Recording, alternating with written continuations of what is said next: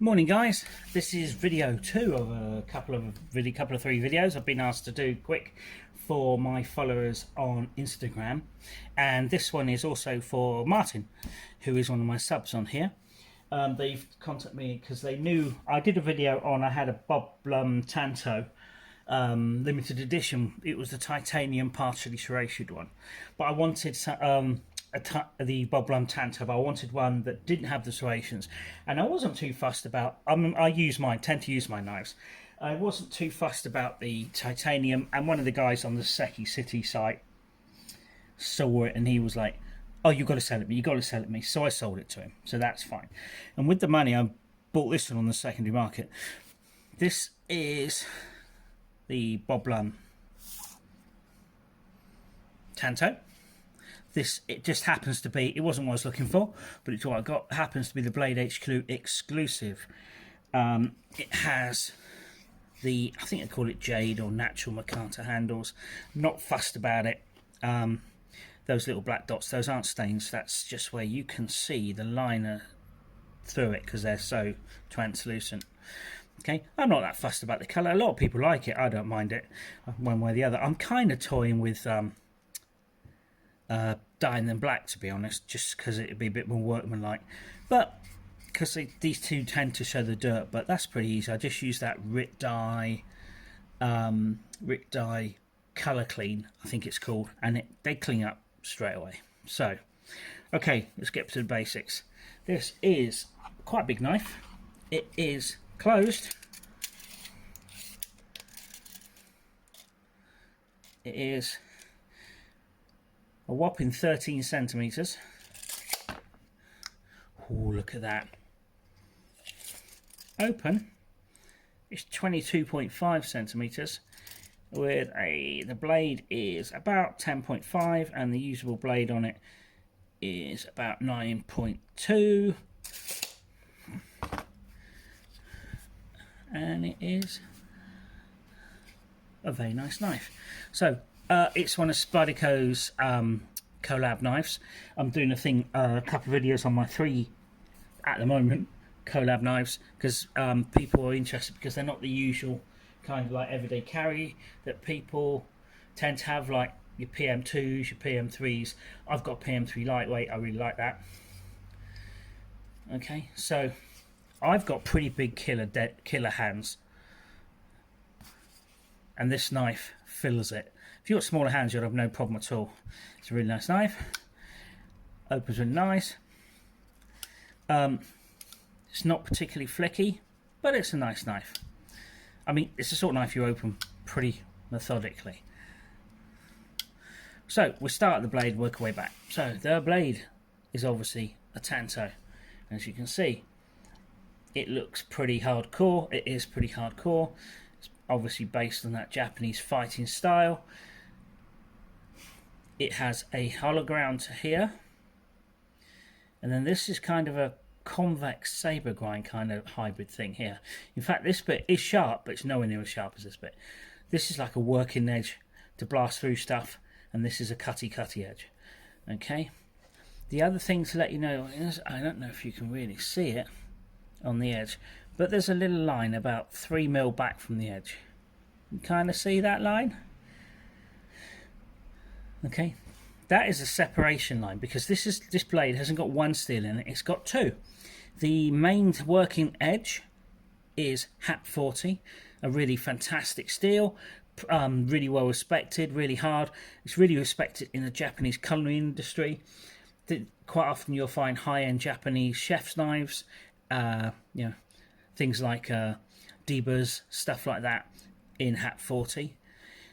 But it has been, and as a lot of Japanese knives, it's been clad. So it's a HAP 40 blade clad on the outside with a SUS 440 or 420. Hang on. 420. SUS 420. So that's unusual, really interesting. HAP 40, it takes a hell of an edge. I'll tell you what, this is not just one of the sharpest Spydercos I have, this is one of the sharpest knives I've ever owned. And it gets there with just a few strokes on ceramic. Seriously hardcore sharp. Okay, the handle is very pretty. It's got that Bob Lum sort of like utilitarian basicness to it. It's got where your hand goes between these two kind of slight protrusions. It's unusual in that it's got this little ramp, but you can see it's perfectly shaped for your thumb. I mean, once you get it like that and you do that, you realise that, you know, the primary design on this knife is not necessarily skin in game and EDC and other day-to-day car tasks. But don't get me wrong, I've cut loads of cardboard boxes up with this knife, and that corner there on the blade, funny enough, is incredibly useful for if you've got something flat, you put that on and cutting like a utility knife. So it is quite practical in a lot of ways, other than it is big and that's not its primary design function. Let's not kid ourselves, this is not designed primarily for EDC, hunting, fishing tasks. Do I like this knife? I love this knife. I like it so much better than the limited edition I had with the partial serrations here and the titanium handles. Is it as good looking as that? No. That was quite a good looking knife. But this is a better knife if you're actually going to use it. As I say, I'm not too sure about the scale colours. I might dye them black or a really dark green or something with some Rit dye. But this handle is way more practical than the titanium. The titanium showed pretty much every scratch, etc. Other thing I like about this one is, although one of my favourite knives is the Nalaka, and it's from Taichung, and I think the Taichung factory turns out some of the best Spideys. Excuse me. This one is a Seki City knife, made in Japan, Seki City, which is entirely appropriate for the blade steel. An awful lot of high-end Japanese cutlery knives, butcher's knives, chef's knives come out of Seki City in the same steel, Hat 40. So that's, in my opinion, that's totally appropriate, and it was the right place to make this. It doesn't really need anything else to tell you other than the fact it's pretty weighty. I haven't got my scales on me, sorry guys. It's pretty weighty. It's certainly heavier than my Nalaka, but then it's a chunkier knife all round. There's a certain like finesse, delicacy to this one. It's chunky, but if you like heavy knives, and if you like EDC in a heavy knife, and if you live somewhere where that's practical, then this might be the knife for you. I mean, you'd have to find it on the second-hand market, but they pop up. I bought this on the second-hand market. They pop up now and then, fairly regularly. They're not cheap, but you buy what you want, don't you? If you want what you want and it's not that cheap, you have to decide, do I want to buy that and eat ramen for the next week and a half, or do you want to not buy it? The thing I'm not sold on, I'm going to be totally honest, is where the Nalaka has like a really nice flush pocket clip, and that it comes right to here when you wear it in your pants stroke jeans. This sticks out quite a lot. It does indeed. You could change that if you've got one of the Lynch deep carry, but it will still stick out that much, which is quite a lot. Or you could do what I do with some of my other knives. I get rid of that completely, and I run a lanyard and I have just the tip of the lanyard hanging out the corner of my pocket. Once again, that's another choice, isn't it? Do you like lanyards or not? So recap, really nice knife. Actually surprisingly useful given the blade shape. This little corner is incredibly good for like utility tasks. I've opened so many like packages from eBay with this knife. The point is really nice for little delicate work you might have to do. It is sharp. If you've got something that 100% definitely needs cutting, this will cut it. It stays sharp quite a long time. The Hat steel is good to go that way. There's no problems with the Hat steel, Hat 40 steel. I quite like it because it's an unusual steel. You know, it's not S30V, not that there's anything wrong with S30V.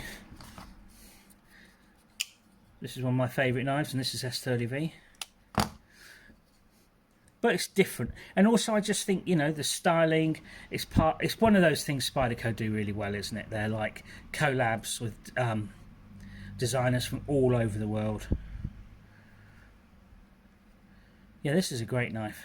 If you get a chance to pick one up for a decent price, I would. Would I buy another one? I don't know. There's other things I want.